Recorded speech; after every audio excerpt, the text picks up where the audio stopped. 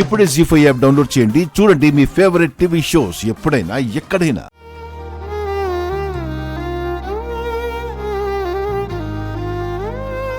నీకు మా అబ్బాయి నచ్చలేదా? మా సంబంధం నచ్చలేదా?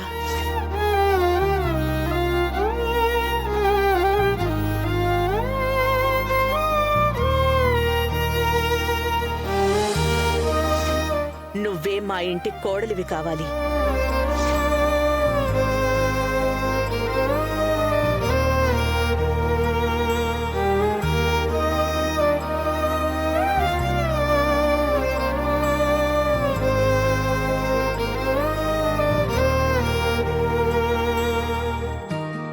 ఏమండి,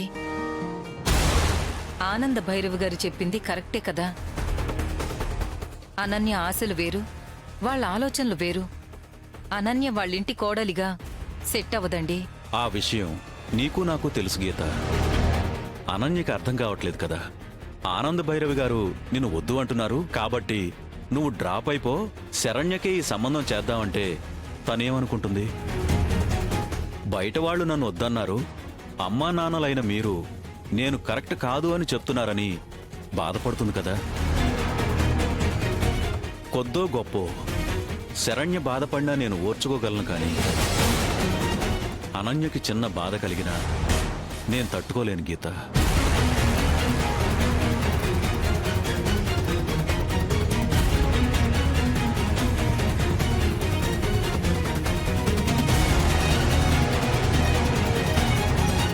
ఏమండి, అనన్య బాధపడేలాగా కాకుండా తనకు అర్థమయ్యేలాగా మాట్లాడదామండి. రండి. అమ్మ వాళ్ళు చెప్తుంది కరెక్ట్ గానే ఉందేంటి? ఇంట్లో ఆవిడ చెప్పినట్టు ఉండాలా? అదెలా కుదిరితే? ఫ్రీడమ్ ఉండదా? పెళ్లి చేసుకున్న తర్వాత మేమిద్దరమే ఉంటే మాకు నచ్చినట్టు బతకొచ్చు. అందరితో కలిసుంటే డెఫినెట్ గా అడ్జస్ట్ అవ్వాలి. నేను కోరుకున్న లైఫ్ ఇలా కాదు కదా. ఇంత చిన్నదాని గురించి ఆలోచించకుండా అనవసరంగా ఫీల్ అయ్యాను ఇంతసేపు. ఇంకా నయం, శరణ్య పెళ్లి చేసుకోనని చెప్పగానే నన్ను కోడలిగా చేసుకుంటానని ఆనంద భైరవి గారు అనేసుంటే ఓపిగ్గా కూర్చొని నా గుయ్యి నేనే తవ్వుకున్నట్టయ్యేది. ఏం ఆలోచించావు? అరే, ఆలోచించడానికి ఒక నిమిషం కూడా టైం ఇవ్వరా? ఓ హడావిడి. మీరు వెళ్ళండి, నేను వచ్చి చెప్తాను.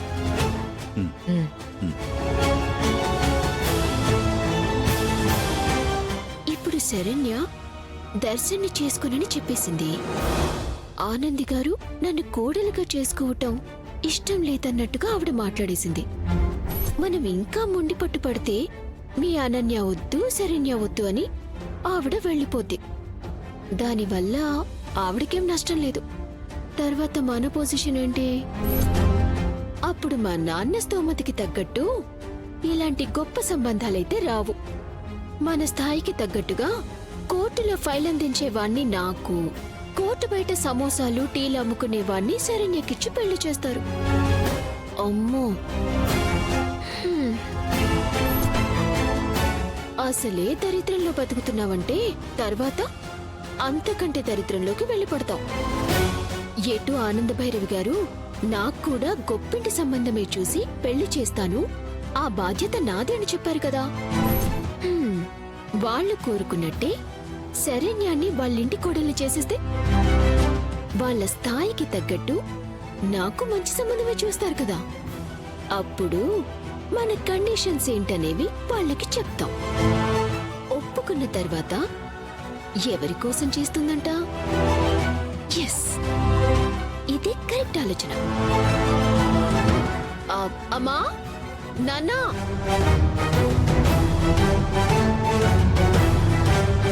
ఏం ఆలోచించావే? శరణ్యని పిలవండి. శరణ్య, శరణ్య, శరణ్య.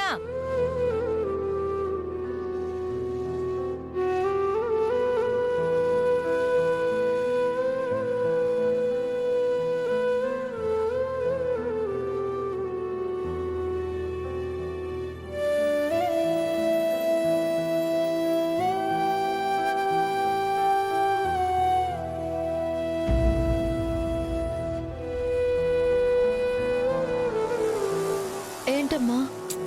నీకు అసలు బుద్ధుందా?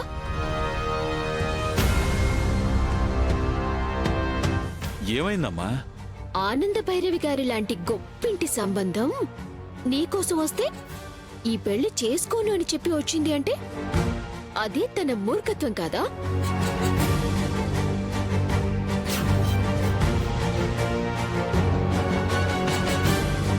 అయినా ఆవేశంలో నేనేదో అంటాను. నువ్వైనా ఆలోచించుకోవాలి కదా. నువ్వు కోరుకుంటే అంత గొప్పింటి సంబంధం వస్తుందా? నాన్న తలకిందులుగా తపస్సు చేసినా అలాంటి సంబంధం తీసుకురాలేడు. ఏం మాట్లాడుతున్నావు అక్క? హ్మ్. నేను బాగా ఆలోచించానే, రియలైజ్ అయ్యాను. ఆనంద భైరవి గారింటికి నువ్వు కోడలిగా వెళ్ళటమే కరెక్ట్.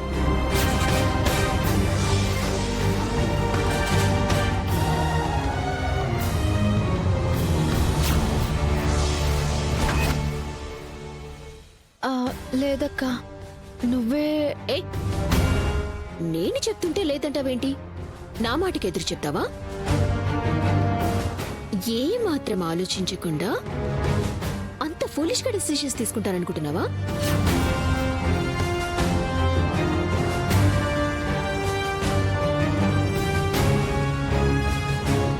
నా కోసం ఎన్ని త్యాగాలు చేశావు? నీ కోసం ఈ మాత్రం చేయకపోతే నీకక్కగా పుట్టినందుకు అర్థమే ఉంటుంది.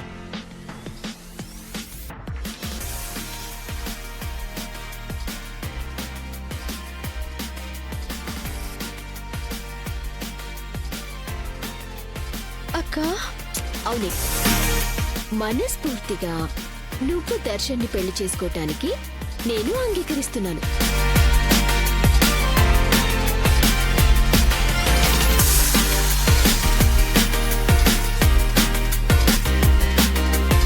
ఇప్పుడు నువ్వు దర్శన్ని పెళ్లి చేసుకో, అంతకంటే గొప్పింటి సంబంధాన్ని నేను చేసుకుంటాను.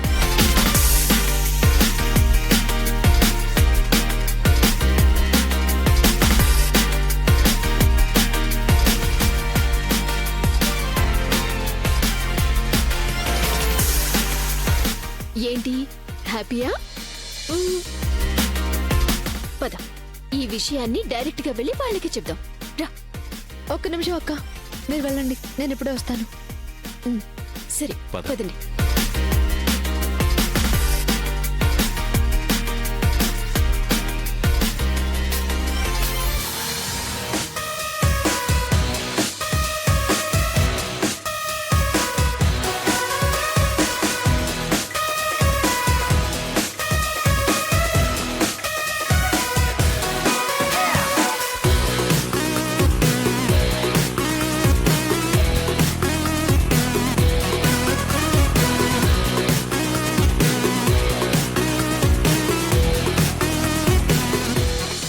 జీ5 యాప్ డౌన్లోడ్ చేసి అన్ని ఎపిసోడ్స్ పూర్తి ఉచితంగా చూడండి.